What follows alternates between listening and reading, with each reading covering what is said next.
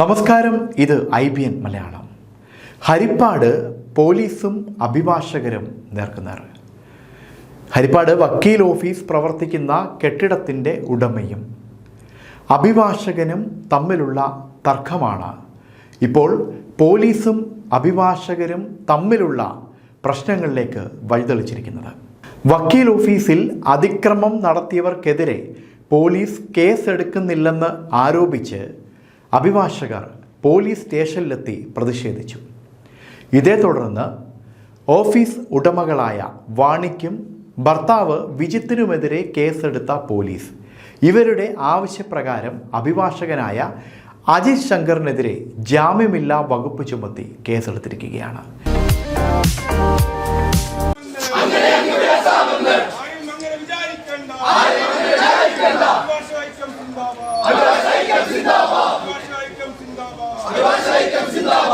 കെട്ടിട ഉടമയും കൈവശക്കാരനായ അഭിഭാഷകനുമായി നേരത്തെ തന്നെ തർക്കമുണ്ടായിരുന്നു.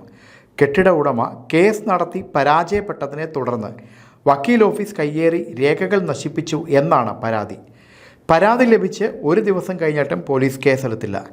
ഇതേ തുടർന്ന് കഴിഞ്ഞ ദിവസം അഭിഭാഷകർ കോടതികൾ ബഹിഷ്കരിച്ച് പോലീസ് സ്റ്റേഷനിലെത്തി SIയുമായി സംസാരിച്ചു.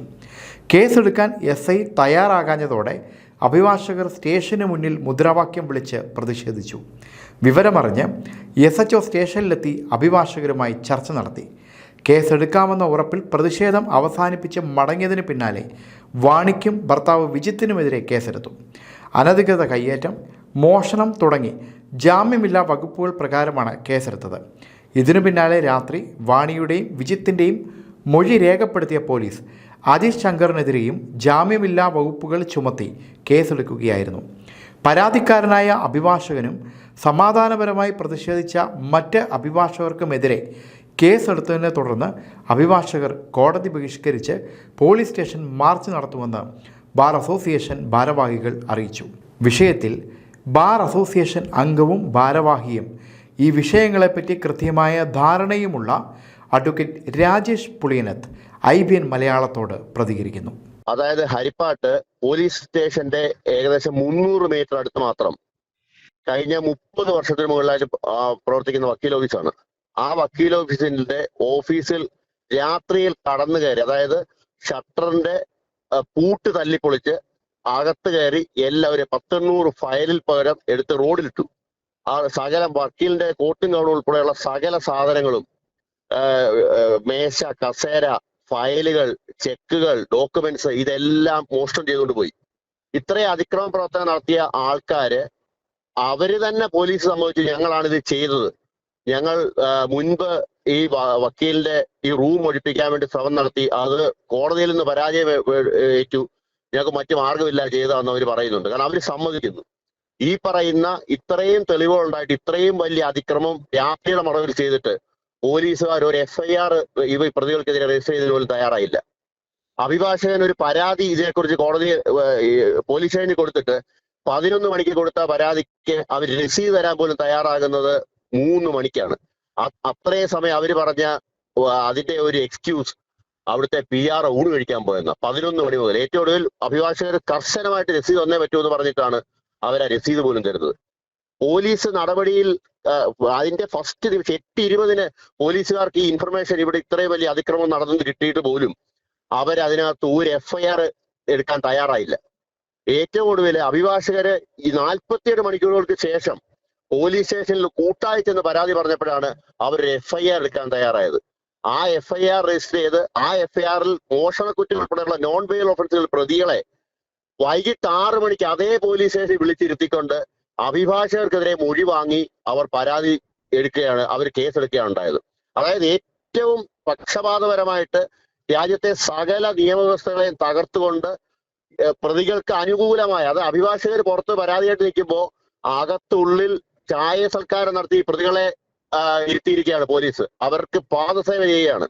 അതിനകത്ത് എന്ത് തരത്തിലുള്ള ഉന്നത ഇടപെടലാണ് ഉണ്ടായത് ഞങ്ങൾക്ക് വ്യക്തമല്ല. ഇവരുടെ ഒരു DIG ഇവരുടെ ബന്ധുവായിട്ടുള്ളവരുടെ ഒരു നിർദ്ദേശപ്രകാരമാണ് ഈ വക വലിയ അക്രമത്തിന് പോലീസ് കൂട്ടുന്നതെന്നാണ് ഞങ്ങൾ പ്രതീക്ഷിക്കുന്നത്. അത് മാത്രമല്ല, പോലീസ് നടപടിയിലേക്ക് എത്തുന്നതിന് മുന്നേ അവർക്ക് അനുകൂലമായ രീതിയിൽ എല്ലാ തെളിവുകളും നശിപ്പിക്കുന്നതിന് ഹരിപ്പാട് സർക്കിൾ ഇൻസ്പെക്ടർ നിശബ്ദമായി നിന്നു. ഒപ്പം അവിടുത്തെ ഷൈജ എന്ന പ്രിൻസിപ്പൽ SIയും ശ്രീകുമാർ എന്ന മറ്റൊരു SIയും അതിനുവേണ്ടി പ്രവർത്തിച്ചു എന്നത് സ്പഷ്ടമായ കാര്യമാണ്. അവർക്കെല്ലാം തന്നെ അവര് തന്നെ പ്രത്യക്ഷമായി ഞങ്ങളെ ഓരോരുത്തരും സമ്മതിക്കുന്നുണ്ട്. ഈ പറയുന്ന അക്രമ പ്രവർത്തനങ്ങളെല്ലാം അവർക്ക് ബോധ്യപ്പെട്ടു. അവിടെ ഇത്രയും കാലം വക്കീൽ ഓഫീസ് പ്രവർത്തിക്കുന്നുണ്ടായിരുന്നു. അതായത് ശനിയാഴ്ച വൈകിട്ട് ഓഫീസ് പൂട്ടി ഇറങ്ങിയ ഒരു വക്കീൽ ഓഫീസാണെന്ന് ആലോചിക്കണം. പിറ്റേ ദിവസം രാവിലെ തകർത്ത് അതിനകത്ത് വക്കീൽ ഓഫീസിൻ്റെതായ യാതൊരു ലക്ഷണങ്ങളുമില്ലാതെ നശിപ്പിച്ച് ഫയലുകളും എല്ലാം നശിപ്പിച്ച് ഈ ഒരു വിധത്തിലാക്കിയത്. ഞങ്ങള് ഈ പറയുന്ന 2 ഉദ്യോഗസ്ഥരെ സസ്പെൻഡ് ചെയ്തുകൊണ്ട് ഇതിൽ കൃത്യമായ നടപടിയും ശരിയായ അന്വേഷണവും പ്രതികളെ അറസ്റ്റ് ചെയ്യുന്നവരെ കോടതി നടപടികൾ ബഹിഷ്കരിക്കുമെന്നുള്ള ഉറച്ച തീരുമാനത്തിലാണ് അഭിഭാഷകർ ഒന്നിച്ചെത്തിയിരിക്കുന്നത്. അതിനകത്ത് യാതൊരു മാറ്റവുമില്ല. കഴിഞ്ഞ 2 ദിവസങ്ങളിലായിട്ട് ഹരിപ്പാട് ബാർ അസോസിയേഷൻ കോടതി നടപടികൾ വിട്ടിരിക്കുകയാണ്. ഇന്നും കോടതി നടപടികൾ ബഹിഷ്കരിക്കുകയാണ്.